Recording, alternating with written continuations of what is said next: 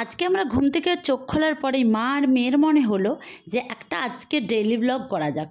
আর সেই ব্লগারদের যেমন দেখি মশারি খোলা থেকে শুরু করে তাদের দিন শুরু হয়, তো আমরা হচ্ছে মশারি ছাড়াই শুয়ে থাকি, তাই মশারির খোলার দৃশ্যটা তোমাদেরকে দেখাতে পারবো না। আমরা হচ্ছে এমনিই জাস্ট কথা বলছিলাম দুজনে, সেটা হচ্ছে এটা নিয়েই যে তোমাদের সঙ্গে আবার একটু পরে দেখা হবে। প্রথমেই বাই বলে দিয়েছিলাম, তাই দুজনে মিলে এটা নিয়ে হাসাহাসি করছিলাম যে বাই বললাম কেন, যেহেতু আমরা ব্লগ করব তাহলে বাই বলার তো কিছু দরকার নেই, কারণ আমরা তো সারাদিন তোমাদের সঙ্গেই থাকবো। সেই ব্লগারদের মতো প্র্যাকটিস না থাকলে যা হয় অবস্থা। দেখো তোমরা কেউ এরকম করেছো?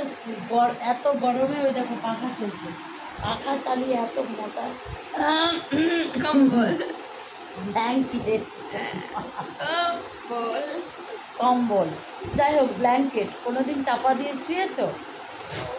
যাই হোক আমরা এরকম করেই শুই, আমাদের খুব ভালো লাগে যে ব্ল্যাঙ্কেট ছাড়া ঘুম ধরতে চায় না। আজকে ঠিক করেছে এই যে মোটা ব্ল্যাঙ্কেটটা আছে এইটাকে আমরা সরিয়ে একটা পাতলা ব্ল্যাঙ্কেটে চলতে হবে, তাহলে কী হবে, মানে এইটাই কী হচ্ছে আমাদের প্রবলেম, মানে আমরা যখন গায়ে দিয়ে দিচ্ছি গরম লাগছে, আবার খুলে দিলে পাখার জন্য ঠান্ডা লাগছে, তাহলে ওটা পাতলা আছে, ওটাতে একটু মেজারমেন্ট হয়ে যাবে। অনেকক্ষণ তো বকবক করে নিলাম দুজনে, তারপর তো এবার ওঠার পালা। উঠতে তো ইচ্ছে করছিল না। আর জানো তো আমরা অনেকখানি ঘুমিয়েছিলাম, সেটা কটার সময় উঠেছি তোমাদের সঙ্গে পরে শেয়ার করছি। আর ওর মুখের সামনে ক্যামেরা নিয়ে যেতে ও একটু আনকমফোর্টেবল ফিল করছিল। ওকে, আমাদের দিন শুরু হচ্ছে 8:36 থেকে, কিছু করার নেই। মানে কালকে রথ গেছে, রথের ছুটি আছে বলে আজকে বেশি কুড়েমি হয়ে যাচ্ছে। না, কুড়েমি করা যাবে না, তাই তাড়াতাড়ি করে উঠে পড়লাম। আর আমার মেয়ে ধরছিল ক্যামেরা, আর এই শাড়িটা আমি পাট করে নিচ্ছিলাম। ছিল আমাদের কম্বলের নিচে, যেটাকে আমরা বুঝতেই পারিনি। তারপর যখন কম্বলটা সরালাম তখন দেখলাম এটা আছে, তাই এটাকে আগে পাট করে নিলাম। কিন্তু একটা জিনিস ভীষণ রকমভাবে রিয়েলাইজ করলাম যে ডেইলি ব্লগ দেওয়া কিন্তু মুখের কথা নয়। আমরা যাদেরকে নিয়ে খুব হাসাহাসি করি, মনে করি এই মশারি খোলা থেকে শুরু হলো, এবার দেখো মানে এই চলবে ওদের, কিন্তু আমি একদিন এইটুকু সময়ের মধ্যে বুঝলাম না, সবটা পাবলিক করা প্রত্যেকটা মানুষের পক্ষে সম্ভব না। তাদের ঘরের সমস্ত কিছুটাকে উজাড় করে তোমাদের সামনে ধরার পরে তাদের এইটুকু ইনকাম হয়, সেই ইনকামটুকুর জন্য তোমরা যেই পরিমাণ তাদেরকে ছোট করো, সেটা কিন্তু মোটেই সহজ কথা নয়। সব কিছু কাটিয়ে শুধু ভালো জিনিসটা তুলে ধরা, কারো বাড়িতে কখনো রাগারাগি হলে কিন্তু অশান্তিও হতে শুরু করে, সেই জিনিসগুলোকে দূরে সরিয়ে দিয়ে তোমাদের সামনে পরিষ্কারভাবে সুন্দরভাবে একটা ব্লগ আনা, সেটা কিন্তু সত্যিই মুখের কথা নয়। কারণ আমি একদিন এইটুকু জিনিস মানে সময় ট্রাই করে আমি কিন্তু বুঝতে পারছি। আর সবথেকে বড় কথা, যেমন অবস্থাতে থাকবে ঘর দুয়ার, সেই রকম অবস্থাতে আমরা একটা ছোট কুটুমও যদি কেউ আসে, আমরা কিন্তু তার আগে ঘর বাড়িকে সুন্দর করে গুছিয়ে রাখি। কিন্তু ডেইলি ব্লগ যারা করে তাদের কিন্তু এত পরিমাণ ঘর বাড়ির দিকেও গোছানোর দিকেও কিন্তু ধ্যান দিতে হয়। যদিও বা আমরা প্রতিদিন এই কাজগুলো করে থাকি, তারপরেও কোনো সময় হয়তো বাইরের কাজ পড়ে যায়, যখন আমরা কিন্তু ঘর বাড়ির প্রতি সেইভাবে নজর দিতে পারি না। কিন্তু যারা ডেইলি ব্লগ করে তাদের কিন্তু আমি দেখেছি ঘর দুয়ার অনেকেরই টিপটপ থাকে, আবার অনেকেরই থাকে না, যে যেমন অবস্থায় পারে সেই অবস্থাতেই করে। কিন্তু তাও আমার মনে হলো, আমি কিছুক্ষণ ট্রাই করে আমার মনে হলো ভীষণ পরিমাণ কষ্ট। আর যারা ডেইলি ব্লগ করে তাদের যদি কেউ একটুখানি আমার এটা দেখে থাকো, তাদের জন্য একটা বিগ স্যালুট। কারণ সত্যি কথাই আমি যতটুকু শেয়ার করব তোমাদের সঙ্গে, ততটুকুতেই আমি যেন হাঁপিয়ে যাচ্ছিলাম। কে ক্যামেরা ধরবে কখন, মানে হঠাৎ করে মনে পড়ছে এই কাজটা হয়ে গেল, কই আমার ক্যামেরা তো ধরা হলো না, ওইটা হয়ে গেল, কই আমার ক্যামেরা তো ধরা হলো না। মানে এই করতে করতে একটা সময় আমি স্টপই করে দিয়েছি। যাই হোক, আমি এগুলো গুছিয়ে নিয়েছিলাম সব। আর আমার মেয়েকে দেখছো, শুধু ক্যামেরা ছাড়াই ছুটে যাচ্ছে, যদিও ওই আমার ক্যামেরাটা করে দিচ্ছিলো, কিন্তু ক্যামেরার সামনে আসতে খুবই লজ্জা পাচ্ছিল, তাই ওকে আমি কমই আনলাম। তারপরে এই ব্রাশ করতে করতেই আমার যত কাজের কথা মনে পড়ে। মা আর বাবা, যেহেতু বাবাও দোকানে চলে গেছে আর মাও স্কুল চলে গেছে, ভাইও চলে গেছে, এইবার তারা সকালে সেই গরুগুলোকে খেতে দিয়ে গেছে। এবার আমি প্রতিদিন ব্রাশ করার সময় একবার করে নিচে নামি আর ওদেরকে বেশি করে ঘাস আর খড় খুলে দিয়ে চলে আসি। ওরাও হয়তো আমার জন্য ওয়েট করে, জানি না করে কিনা, ওদের মন তো আমি বুঝতে পারি না, তবে আমি প্রতিদিনই দিয়ে থাকি। তো আজকেও প্রতিদিনের মতোই, যেহেতু অন্যদিন ক্যামেরা ধরার কেউ থাকে না তাই তোমাদেরকে দেখাতে পারি না, প্রতিদিনই দিয়ে থাকি। তারপর দেখি এইটাতে জল আছে কিনা, জলের জায়গাতে ওটাও দেখে নিই। আর ভেতরে একটা ছোট্ট বাছুর আছে, ওর জন্যও আমি কিন্তু খাবারটা দিয়ে দিই। ওকে বাইরে বের করে না, কারণ থেকে থেকেই তো বৃষ্টি হচ্ছে, যদি বৃষ্টিতে ভিজে ওর আবার শরীর খারাপ করে, সেই জন্য তাই ওকেও ঘরে গিয়ে দিয়ে দিলাম। এইবার দেখো, আমার তো যত কাজ ব্রাশ করতে করতেই মনে পড়ে। আর হ্যাঁ, আমার একটা অভ্যাস আছে, ব্রাশ করতে করতে আমি আগে ওই যে বাবার আর ভাইয়ের হাতে লাগানো যে ফল গাছগুলো আছে ওইখানে গিয়ে একবার করে চক্কর দিয়ে আসি, যদি কিছু পাওয়া যায়। তবে হ্যাঁ, কিছু না কিছু আমাদের দিতেই থাকে গাছগুলো। তো আজকে আমি চলে গেছিলাম ওখানে। এবার ওখানে গিয়ে দেখলাম ও মা, দুটো বড় বড় পেয়ারা হয়ে আছে। এইবার দেখো, আর ওখানে না বাবা কিছু মানে রাখেনি বাঁশ, যে আমি বাঁশ দিয়ে খুঁটিয়ে পেরে নেবো। এমনিতে গাছে উঠতে সত্যি কথাই আমার ভয় লাগে, কিন্তু এগুলো ছিল কলমের চারা, একটু পা বাড়ালেই ওঠা যায়। তাই আমি একটু ট্রাই করছিলাম, আর ট্রাই করতে গিয়ে আমি কিন্তু উঠেও পড়েছিলাম।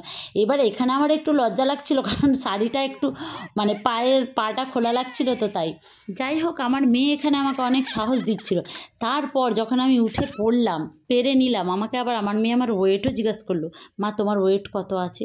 মানে ওর ভয় লাগছিল যদি বেশি ওয়েট হয়ে যায়, যদি মা পড়ে যায় তাহলে তো কোমরটা ভাঙবে।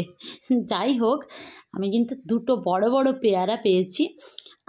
গাছে তো উঠেও পড়েছিলাম, আর দুটো পেয়ারা তো পেড়েও নিয়েছিলাম। তারপরেও ছিল আরও দুটো বড় বড়, কিন্তু সেইগুলোর জন্য একটা বাঁশ দরকার ছিল, যেটা আমার কাছে ছিল না। থাকলে আমি ওগুলোও পেড়ে নিতাম। আর জানো তো, গাছে ওঠার পর থেকে মানে পেয়ারা পাড়ার ঠিক আগের মুহূর্ত থেকে আমার মনে হচ্ছিল উঠে তো আমি পড়লাম, কিন্তু নামবো কীভাবে। যাই হোক, ওই রকম ভাবনা চিন্তা করছিলাম। তার মাঝখানেই ওই যে আমার মেয়ে ওয়েট জিজ্ঞাসা করছিল, তো একটা ওয়েট বলতে গিয়ে আরেকটা ওয়েট বলে দিয়েছিলাম। তার ওটা নিয়েও সে হাসাহাসি করছিল আমার ওপর। আর তোমাদের সঙ্গে নামার ভিডিওটা শেয়ার করিনি, কারণ ওখান থেকে আমি এক লাফে নেমেছিলাম, কিচ্ছু করার নেই, এটাই করতে হতো আমাকে। ভদ্রভাবে নামতে চাইলে আমি মোটেই নামতে পারতাম না, আমার ভীষণ পা কাঁপতো আর ভয়ও পেতাম ভীষণ। তাই কাপড়টাকে ঠিকঠাক করে গুটিয়ে নিই যাতে ওখানে আটকে না যায়, তারপর আমি পড়ে গেছিলাম। এবার দেখো, আমি এইদিকে চলে আসছি, কারণ এইদিকে আছে লাল জামরুলের গাছ। পুরো গাছটা লাল জামরুলে ভর্তি, মানে থোকা থোকা লাল লাল শুধু দেখতে পাবে তোমরা। আর এত পরিমাণ ফলন হয়েছে, জাস্ট ওয়াও। আর জানো তো, যখন এটা ফুল এসছিল আর কুড়ি এসছিল, যত রাজ্যের পাখিগুলো এসে খেয়ে নিচ্ছিল। তো আমার বাবা ভাবলো কি, যে এইগুলো পাখিদের হাত থেকে এগুলো বাঁচানোর জন্য ওই যে জালটা দেখছো, ওই জালটা বাবা দিয়ে দিয়েছিল। বাবা কিন্তু এইটা ভেবে দেয়নি যে পাখিগুলো ওতে আটকে যাবে বা কিছু। বাবা ভেবেছিল যে ওরা তাহলে আর খেতে পাবে না বা নষ্ট হবে না, এবার যখন ফল হবে তখন খাবে। কুড়িগুলোকে ওরা এসে ঠুকরে ঠুকরে ফেলে দিচ্ছিল, আর গাছের গোড়ায় পুরো ভর্তি হয়ে যাচ্ছিল। কিন্তু জানো কি হয়েছিল, ওই যে ওই জালটা দেখছো তোমরা সবাই, আর ওটাতে না 4টে পাখি, একটা বাদুড়, সবাই আটকে গেছিলো। আর বাবা জানো তাদেরকে খোলারও চেষ্টা করেছিল, কিন্তু এত পরিমাণ কামড়াতে এসেছিলো, বাবা আর তাদেরকে খুলতে পারে না। জানো, তারা দিনের থেকে থেকে তারা না মরে গেছিলো ওখানে। আমার খুব কষ্ট হচ্ছিলো, আমি বাবাকে বলেও ছিলাম যে এটা খুলে দাও, বাবাও না খুলতেও পারছিল না, ওটা আটকে গেছিলো। তারপর বাবা বললো যে হ্যাঁ ঠিক আছে, একটা টাইমে খুলে দেবো। তারপর দেখো, এখান থেকে জামরুলটা আমি পেড়ে নিচ্ছিলাম। আর জামরুলগুলো জানো, প্রথমে যখন বৃষ্টি হচ্ছিল না তার আগের জামরুলগুলো কিন্তু একটু হালকা কষা ছিল, কিন্তু বৃষ্টি শুরু হওয়ার পরে যে জামরুলগুলো হয়েছে, এত রসালো, এত মিষ্টি, এত টেস্টি, কি বলবো তোমাদের সঙ্গে। জাস্ট মানে দেখো শুধু জিনিসটা, লাল পুরো টকটক করছে, আর কি টেস্টি খেতে, কি বলবো। তারপর জানো তো, ওগুলোকে আমি মুখ ধুয়ে, ওগুলোকে ধুয়ে নিয়ে একদম চলে এলাম। গাছে যে পরিমাণ জামরুল ছিল, সেটা যদি ঠিকঠাকভাবে পারতে পারতাম, এই বালতিটা রাত বালতি হয়ে যেত।